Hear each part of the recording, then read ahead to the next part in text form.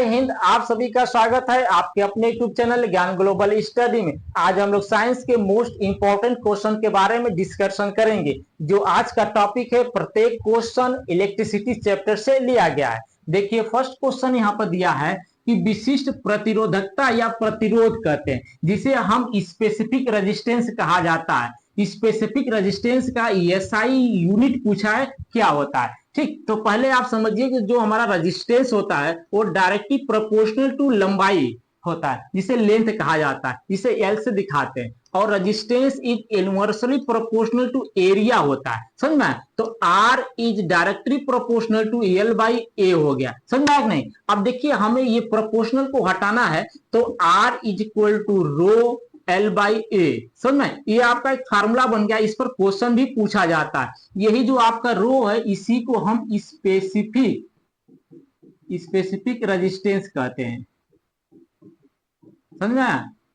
Resistance कहा जाता है, जिसे अब विशिष्ट प्रतिरोध कहते हैं, समझ में। अब देखिए, यहाँ पर पूछा है कि विशिष्ट प्रतिरोध का मात्रा क्या होगा, तो हम इसको कन्वर्ट कर लेंगे, तो आर ए बाई एल हो गया, समझ में नहीं। अब देखिए, एल क्या, एरिया क्या, एरिया तो एल इंटू बी होता है, ठीक, लंबाई गुणे चौड़ाई होता है, समझ में। L into B, L into B हो गया। दोनों का आप मीटर से ही नापेंगे, ठीक। तो इसके स्थान पर लिख सकते हैं एल इंटू बी, ठीक, कोई दिक्कत। एल एल कैंसिल हो गया, ठीक। यहाँ पर क्या आ गया, आर इंटू बी आ गया। वृत्त माने चौड़ाई हो गया, समझना। तो उसका भी आप नापेंगे मीटर से ही, ठीक। तो मीटर से नापेंगे तो रेजिस्टेंस का मात्रा क्या हो जाएगा, ओम हो जाएगा, ठीक, ओम। और वृत्त का लंबाई से मापेंगे मीटर, समझ में आएगा नहीं, मीटर हो गया। तो आपका मात्रा क्या हो गया, ओम मीटर, समझ में। ओम प्रति मीटर नहीं, ओम मीटर। तो कौन इसमें है, आपका फर्स्ट ऑप्शन ओम मीटर सही है, ठीक। ओम आपका केवल अगर रेजिस्टेंस का मात्रा पूछता तो आपका ओम होता, ठीक। ओम मीटर नहीं होगा, नन ऑफ दिस भी नहीं होगा, समझ में नहीं। ये केवल रेजिस्टेंस का यूनिट है, रेजिस्टेंस का यूनिट है, समझ में नहीं। ओम मीटर नहीं होगा, ठीक। बढ़ते हैं नेक्स्ट क्वेश्चन। नेक्स्ट क्वेश्चन यहाँ पर दिया हुआ है कि शुष्क सेल में, ठीक, जिसे विद्युत अपघट होता है, मैंने करंट जो है किसके माध्यम से उसमें जाता है, फ्लो होता है, वही पूछा है कि शुष्क सेल, जिसे हम ड्राई सेल कहते हैं, शुष्क सेल होता है। तो शुष्क सेल जो होता है उसमें अमोनियम क्लोराइड का यूज करते हैं, जिसे NH4Cl कहा जाता है, NH4, इस प्रकार से लिखाएगा, Cl हो जाए, क्योंकि टाइपिंग में इस नीचे नहीं आ पाता। तो NH4Cl जो हमारा विद्युत अपघट के रूप में कार्य करता है, इसे हम प्राइमरी सेकेंडरी आगे आपको सेल आएगा, ठीक। वो शुष्क सेल होता है जिसमें हम बैटरी यूज करते हैं, क्लॉक में यूज करते हैं, समझ में। ये सब क्या शुष्क सेल होता है। अब बढ़ते हैं नेक्स्ट क्वेश्चन, आपका फोर्थ ऑप्शन सही है। यहां पर दिया है कि थर्ड क्वेश्चन है कि किसी परिपथ में, ठीक, किसी परिपथ में एक बिंदु पर मिलने वाली धाराओं का बीजीय योग क्या होता है। ये बीजीय योग क्या होता है, जैसे मान लीजिए कोई सेंटर है, सेंटर यहां से करंट यहां से गया, मान लीजिए 20 गया करंट गया आपका, फिर इधर से गया आपका 40 गया, 40 गया, लेकिन यहां से आ गया आपका कितना, 30 आ गया करंट, समझा। बीजी पूछा, धाराओं का योग, ये करंट सब है, ठीक, आई है करंट। अब मान लीजिए यहां से गया आपका गया यहाँ पर 10 गया करंट, ये सभी करंट है। ये इस साइड गया, ये इस साइड गया, ये ऊपर की ओर गया। तो यही पूछा है कि बीजगणितीय माने धाराओं का बीजीय योग क्या होता है। ये सब करंट है, 20 करंट, 30 करंट, एम्पियर, 10 एम्पियर, यहाँ पर 40 एम्पियर, समझ आए। एम्पियर करंट का मतलब एम्पियर लिख दें, यहाँ एम्पियर हो गया, एम्पियर एम्पियर एम्पियर, समझ।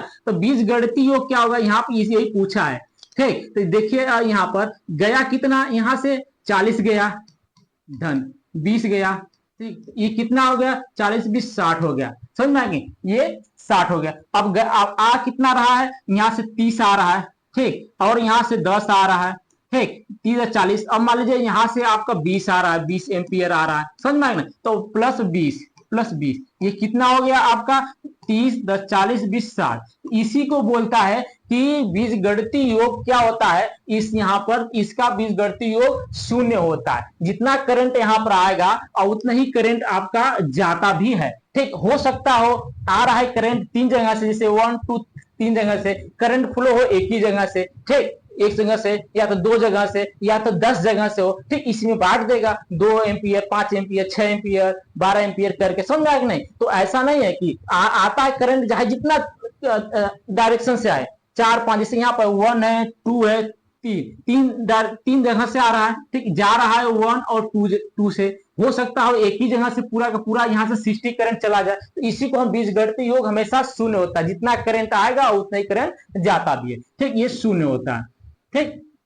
बढ़ते हैं, नेक्स्ट क्वेश्चन दिया है कि शुष्क सेल, शुष्क सेल क्या होता है, जिसे हम प्राइमरी सेल कहा जाता है, समझना, शुष्क सेल को प्राइमरी सेल कहते हैं, समझे। और एक सेकेंडरी सेल होता है। शुष्क सेल का मतलब इसमें ड्राई सेल रहता है, जैसे हम बैटरी, पहले क्या टार्च में निपो बैटरी आता था, अब यूरिडे आता है, यूरिडे निपो से काफी बेटर है। यूरिडे बैटरी क्या, निपो बैटरी क्या होता था, वो कागज का लेयर लगा रहता था, उस पर अब मसाला खत्म होने पर उसका चार्ज एक समय के बाद उसमें से लिक्विड बाहर आ जाता था, तो आपका टार्च खराब होने की संभावना ज्यादा रहती थी। लेकिन आज के डेट में यूरिडे बैटरी आ गया है, जो वो आपका उसको सेल पूरा खत्म होने के बावजूद भी वो उसके मटेरियल बाहर नहीं आता है, जिस कारण से आपका टार्च वगैरह अच्छे बना रहता है, आपका क्लॉक में भी यूज होता है, ठीक। तो उसमें क्या, उसमें ड्राई सेल, शुष्क सेल का प्रयोग करते हैं, ठीक। तो इसमें जो शुष्क सेल का प्रयोग किया जाता है, तो शुष्क सेल है क्या, वो प्राइमरी सेल होता है, समझ में, जिसे हम प्राइमरी सेल कहते हैं। इसमें क्या होता है, अब देखिए इसका प्राइमरी सेल का केवल हम एक बार यूज कर सकते हैं, ओनली 1 बार, ओनली 1, जो हमारा प्राइमरी सेल होता है उसी हम शुष्क सेल कहते हैं, इसमें केवल हम एक बार यूज कर सकते हैं। जैसे बैटरी में आप देखेंगे एक बार यूज करेंगे, दोबारा उसका रीयूज नहीं कर सकते हैं, समझ में आया कि नहीं, तो उसी को हम प्राइमरी सेल कहते हैं। अब जो सेकेंडरी सेल होता है, अब देखिए प्राइमरी सेल में एक घड़ी, जैसे जो कैमरा, शादी विवाह में कैमरा यूज करते हैं, उसमें देखेंगे आपका जो चार्जेबल बैटरी होता है वो शुष्क सेल नहीं होता, वो सेकेंडरी सेल होता है। सेकेंडरी का मतलब जिसको हम रीयूज कर सकते हैं, जिसको चार्ज करके दोबारा यूज कर सकते हैं। आपके घर में जो बैटरी लगा एक्साइटेड का, ल्यूमिनस का, वो रीयूज कर सकते हैं हम ना, खत्म होता है चार्ज करते हैं, खत्म होता है चार्ज करते हैं, समझ में नहीं। जैसे ये माइक लिए हैं, ये में क्या, इसमें भी क्या सेकेंडरी सेल है लगा, प्राइमरी सेल नहीं। प्राइमरी सेल रहता तो एक बार चार्ज होने के बाद दोबारा चार्ज नहीं करना पड़ता, समझना। तो इसमें सेकेंडरी सेल लगा हुआ माइक में, जिसके कारण से हम इसको खत्म होने पर चार्ज में लगा देते हैं, आधा घंटा फिर चार्ज होता है, फिर यूज करते हैं, समझना। इसको सेकेंडरी यूज करते हैं, जिसको हम कई बार, बहुत बार यूज कर सकते हैं। तो सेकेंडरी यूज में जैसे घर में आपका बैटरी लुमिनस का लगा रहता है, एक्साइटेड लगा रहता है, कैमरामैन जो लगा रहता है, कैमरामैन जो बैटरी लिए देखने में आपको प्राइमरी सेल की तरह लगता है, लेकिन वो क्या सेकेंडरी सेल होता है। उसको देखते हैं तो शादी विवाह में वो कहीं ना कहीं वो लगाए रहते हैं प्लग में, एक चार्जिंग होता है, एक फोटो शूट करते रहते हैं, समझ नहीं, ठीक। तो समझ गए प्राइमरी सेल किसे कहते हैं, केवल एक बार यूज हो। सेकेंडरी सेल को आप बार बार यूज कर सकते हैं, ये बोथ ऑप्शन नहीं होगा, ठीक। ये ऑप्शन के अकॉर्डिंग आपका फर्स्ट ऑप्शन सही है, ठीक। शुष्क सेल, अब देखिए यहां दिया लोहे के उपकरण, लोहे के उपकरण जिंक की परत चढ़ाने को क्या कहते हैं, जिंक की परत को चढ़ाने को क्या कहा जाता है, वही पूछा गया है यहाँ पर, ठीक। तो जिंक की परत को चढ़ाने को क्या कहते हैं, तो गैल्वेनाइजेशन कहा जाता है, जिंक की परत चढ़ाने को गैल्वेनाइजेशन कहते हैं, ठीक। आपका फर्स्ट ऑप्शन सही है। आपका नेक्स्ट क्वेश्चन दिया है कि फ्यूज तार का प्रयोग किया जाता है, फ्यूज तार का प्रयोग कहाँ किया जाता है, तो हमारे जो एमसीबी के रूप में आज के डेट में टेक्निक इतना बढ़ गया है कि हम लोग एमसीबी का यूज करते हैं। जब करंट फ्लो अधिक होता है तो एमसीबी ऑटोमेटिक डाउन हो जाता है, समझना। तो वो क्या, अब पहले क्या था, हम लोग फ्यूज तार का यूज करते थे, अभी भी आप देखेंगे तो प्लग वगैरह में इस प्रकार से लगा रहता है, इस मतलब यही है, तो इसमें एक तार यहां से बंद कर यहां पर तार लगा, तो ये आपका फ्यूज का काम करता है। अगर इसमें अधिक करंट आता है तो ये क्या काम करता है, इसी जगह से टूट जाता है, इसको बड़ा बना देते हैं, समझे। यहां से इस प्रकार से लगा रहता है, इस प्रकार से तार लगा रहता है, यहाँ पर रेड ले लेते हैं, ठीक। जब करंट इसमें अधिक फ्लो होता है तो यहां से ये ब्रेक हो जाता है, समझना। यही आपका फ्यूज तार होता है। तो ये क्या होता है, अत्यधिक धारा प्रवाह के समय विद्युत परिपथ को तोड़ देता है, इसी को यहां से होल्ड कर दे, तोड़ देता है, समझना है ना। तो आपका फर्स्ट ऑप्शन सही है।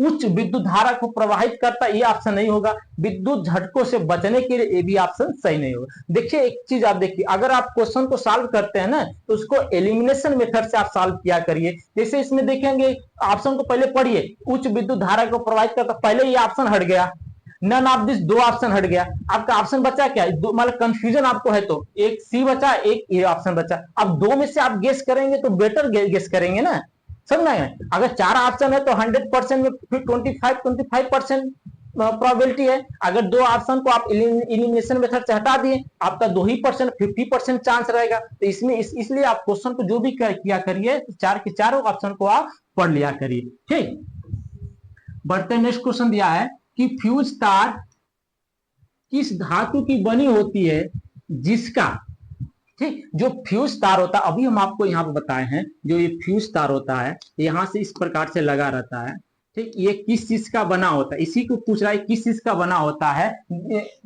जिसका गलनांक कम होता है। क्योंकि अगर इसका गलनांक अगर अधिक रहेगा तो यहाँ से अगर 100 मान लीजिए कि 500 एम्पियर की धारा फ्लो हो रहा है, अगर इसका गलनांक अधिक रहेगा ये तो ब्रेक होगा ही नहीं, माने टूटेगा ही नहीं, समझ में नहीं। अगर इसका गलनांक कम रहेगा, अगर जहां इसको 400 आवश्यकता है, 400 के बाद ये क्या एम्पियर के बाद, ठीक, 400 एम्पियर अगर से अधिक होगा तो ये तुरंत टूट जाएगा। तो अगर 500 होगा तो ये तुरंत यहां से ब्रेक हो जाएगा, टूट जाएगा, समझना। तो इसका गलनांक कम होना चाहिए, ठीक। तो जो फ्यूज तार होता है वो हमेशा उसका गलनांक कम होता है, उसके लिए ही लगाया जाता है। जैसे आपको खाने की 4 रोटी है, समझ आएगा, तो अगर कैपेसिटी आपको 4 रोटी है, 5 रोटी देंगे, खा लेंगे, नहीं खा पाएंगे। उसी प्रकार से अगर इसके जो यहाँ पर वायर लगा, इसकी कैपेसिटी हम 400 एम्पियर का लगाए, तो 401 एम्पियर अगर जैसे जाएगा, ठीक, तो वो क्या हो जाएगा, टूट जाएगा, ठीक, वो तुरंत टूट जाएगा। तो टूट जाएगा तो आपको सुरक्षा करेगा।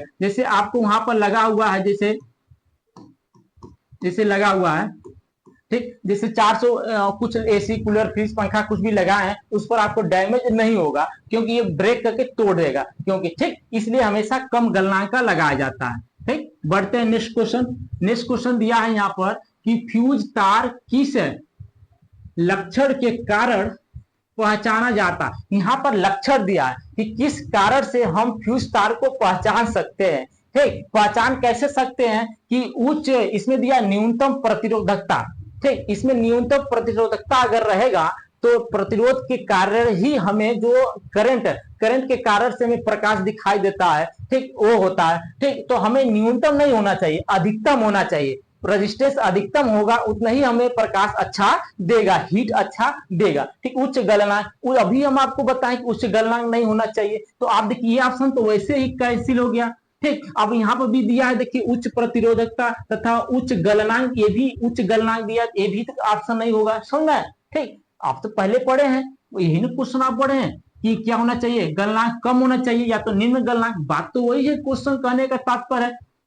ठीक, तो दो ऑप्शन तो वैसे ही चला गया। अब देखिए यहाँ पर कंफ्यूजन होगा, न्यूनतम या कम गलनांक में या न्यूनतम गलनांक, यही दो में कंफ्यूजन है। अब कंफ्यूजन है तो इसको देखिए, उच्च प्रतिरोधकता, न्यूनतम प्रतिरोधकता। आप समझिए, तो आपको न्यूनतम प्रतिरोधकता नहीं होनी चाहिए, अधिकतम प्रतिरोधकता होनी चाहिए। समझ में आया है? अधिकतम प्रतिरोध रहेगा, प्रतिरोध क्या करता है, एक प्रकार का बैरियर होता है जो करंट को रोकने का प्रयास करता है, और जो रोकता है तो आपका लाइट तेज होता है, ठीक, हीट ज्यादा होता है हीटर के रूप में। फिर इसमें आपका आयरन जो हम करते हैं प्रेस वगैरह में, इसमें उच्च प्रतिरोध होना चाहिए। ठीक, तो उच्च प्रतिरोध तथा न्यूनतम या कम गलनांक वाला होना चाहिए, आपका थर्ड ऑप्शन सही है। ठीक, बढ़ते हैं नेक्स्ट क्वेश्चन, और आपका लास्ट क्वेश्चन भी है। यहाँ पर दिया है कि एक तार की लंबाई L मीटर है। ठीक, एक तार है, सपोज दैट यहां से यहां एक वायर है, ठीक, एक वायर दिया है, इसकी लंबाई क्या दिया, L दिया। अब स्मॉल एल लिखिए, कैपिटल लिखिए, कोई फर्क नहीं पड़ता है। ठीक, यदि तार को खींचकर उसकी लंबाई 2L कर दिया जाए, ठीक, अब इसको हम छोटा बना दिए हैं, इसको हम बड़ा बनाते हैं। ठीक, ये वायर है, ये L है। अब इसी तार को हम खींच लिए, तो तार को हम मोटा बना दें। ठीक, तार को, अब इसी तार को हम खींच ले, यहां से खींच कर इसका दोगुना कर दिए। ठीक, ये भी यल हो गया, ये भी यल हो गया। ठीक, खींच के इसका दोगुना कर यल हो गया, समझना नहीं। अब यहां से यहाँ पूरी लंबाई 2L हो गया। ठीक, तो खींच कर उसकी लंबाई 2L मीटर कर दिया जाए। ठीक, पहले क्या था, L मीटर था, अब खींच कर 2L मीटर कर दिया जाए। 2L मीटर कर, इतना खींच दिए तो यहां से यहां तक कितना होगा, 2L मीटर हो गया। ठीक, यहां से यहां तक 2L मीटर हो गया। ठीक, तो वही पूछा है कि पहले क्या था यल लंबाई, पहले लंबाई यल था, बाद में जो लंबाई हो गया वो 2l हो गया, यही ना, पहले लंबाई यहां से यहां तक था, ठीक, यहां से लेके यहां तक यल था, बाद में लंबाई उसकी दोगुना कर दी, यहाँ भी यल, और दोनों की लंबाई मिलाकर 2l, तो बाद में लंबाई l2 इक्वल टू 2l हो गया। समझ में आया कि नहीं, बाद में लंबाई घींच कर दोगुना कर दी। तो अब फार्मूला एक हम आपको बताए थे कि होता था r equal to rho L by A, ठीक, आपको फर्स्ट क्वेश्चन में इसको सॉल्व कराए थे इसके पहले वाले वीडियो में, समझ में आया कि नहीं, ठीक, ये एक फार्मूला होता है। जो रो होता है वो आपका स्पेसिफिक रेजिस्टेंस होता है, स्पेसिफिक रेजिस्टेंस होता है, ठीक, क्या ये रो आपका specific resistance, rho is equal to 1 आप ले लीजिए, ठीक, समझा, इसको हम मिटा देते हैं इस साइड, तो यहां पर क्या हो जाएगा, are equal to L1 by A1 लिख देते हैं, ठीक, समीकरण नंबर 1। अब देखिए R2 ले लेते हैं, R1 equal to L2 by A2 हो गया, समझ में आया कि नहीं। अब यहाँ पर दिया है कि रेजिस्टेंस कि L दुगना कर दिया जाए, पहले L1 इक्वल टू L है, फिर L2 इक्वल टू कितना दिया है, 2L दे दिया है, ठीक, L2 इक्वल टू 2L हो गया, ठीक, तो पहले अब इसको ले लेते हैं R1 अपान R2, ठीक, अब यहाँ पर A1 equal to A2 equal to A, तो ये तो कैंसिल हो जाएगा, जब R1 अपन R2 करेंगे तो L1 अपान, ठीक, ये L2 हो जाएगा, यही आपका फार्मूला बन गया, ये तो कैंसिल हो जाएगा ना, ये और ये कैंसिल हो जाएगा, समझ में नहीं, ठीक, अब इस पर आप रख दीजिए R1 upon R2 equal to L कितना दिया L, बाद में कितना हो गया L 2L हो गया, ठीक, L कैंसिल हो गया, ठीक, तो R1 अपान R2, ठीक, R1 upon R2 equal to 1 अपान 2, ठीक, ये नहीं दिया। अब इस प्रकार से कैसे देखेंगे, इसी किसी के सामने वाला ही देखेंगे, समझ में, तो पहले क्या था, माने बिफोर, जो बिफोर हमारा था तो R1 इक्वल टू 1 था, अब आफ्टर कितना हो गया, आफ्टर कितना हो गया, R2 इक्वल टू कितना हो गया, ये 2 हो गया, ठीक, तो पहले 1 था बाद में 2 हो गया, इसका मतलब रेजिस्टेंस दोगुना हो गया। अगर हम खींच कर किसी लंबाई को दोगुना कर दें तो उसका रेजिस्टेंस भी दोगुना हो जाएगा, समझ में आया कि नहीं। अगर खींच की लंबाई 4 गुना कर दे तो 4 गुना हो जाएगा, तो क्वेश्चन यहाँ पर कुछ भी कर सकता है, 5 गुना का है तो 5 गुना हो जाएगा, समझ में, जितना वो बोले उतना गुना हो जाएगा, समझ में। तो यहाँ पर ऑप्शन 2 गुना आपका फर्स्ट ऑप्शन सही है, 4 गुना नहीं होगा। अगर यहाँ पर कहता खींच कर 4 गुना कर दिया जाए तो आपका सही हो जाता, समझ, 1/4 गुना नहीं होगा, समझ, अपरिवर्तित भी नहीं होगा, तो आपका फर्स्ट ऑप्शन सही है। तो देखिए यहाँ ये बहुत इंपॉर्टेंट आपका फार्मूला, इससे क्वेश्चन बहुत पूछा जाता है, समझ, ये आपका स्पेसिफिक रेजिस्टेंस है, कांस्टेंट होता है, इसकी वैल्यू में 1 ले लिया, समझ में नहीं, ठीक, फोर्थ ऑप्शन फर्स्ट ऑप्शन आपका सही है। तो देखिए इसमें जितना भी क्वेश्चन हम आपको लगाए हुए हैं सभी क्वेश्चन इंपॉर्टेंट क्वेश्चन है,